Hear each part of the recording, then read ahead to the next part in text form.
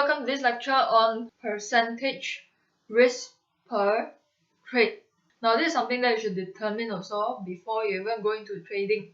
So how do you calculate the amount you risk per trade? Let's say today you decide to risk 1% of your account.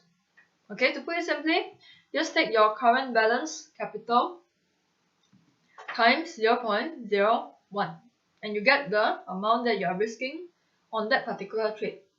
So remaining balance after your 1% loss would be equal to your account balance times bracket 1 minus 0.01. Let's say today you start with a $10,000 account and you decide to risk 1%. So you take $10,000 times 0.01. So amount that you're risking is $100. So if you lose this $100, your remaining balance would be account balance minus $100, which gives you $9,900.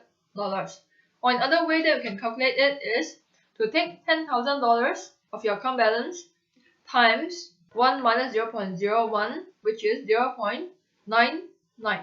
So your answer would still go back to $9,900. Okay, you can do it both ways.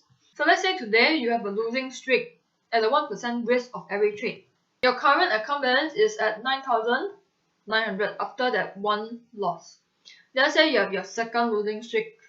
Okay, your account becomes $9,800 and let's say you have a 5 losing streak. Your account will remain right now at 9414.80. So if you look at the amount of loss that you have, it's a total of 585.2. So if you calculate your drawdown, okay, which is your loss divided by initial capital, you realize that your drawdown percentage is only 5.85. So that's why it's so important to have a set amount of risk per trade. So that when you experience 5 to 6 losing streak, you still have the capacity to make it back to break even. Okay, then a lot of people ask, what's the ideal percentage risk per trade? Okay, some people use from 1% to 3%. There's no hard and fast rule, but make sure you don't risk more than 3% per trade because you incur a very high drawdown. So how do you determine which percentage you should use? So for 1% are more suitable if you are a beginner, okay, start small, or you have a very conservative personality. So I've also seen experienced traders who are very profitable every single year. They still use a 1% risk per trade because their personality is more conservative. They are not so much of a risk taker, so they stick to 1%. And even with 1% risk, they can make 10 to 20% a year. So it's still pretty decent. For 2% risk, you can use it if you have a moderate risk appetite. Your level is more intermediate. For 3%, you can use it if you have a high risk appetite and if you are a very experienced trader. Okay, so never use more than 4% because these are for traders who are looking to get rich quick and for people who want to gamble the market and take excessive risk.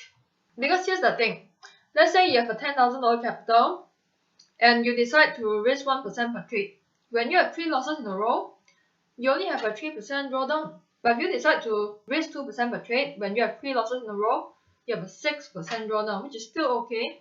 If you risk 10% per trade and you only have 3 losses in a row, you have a 30% drawdown, which is going to take a little bit more than a year to recover.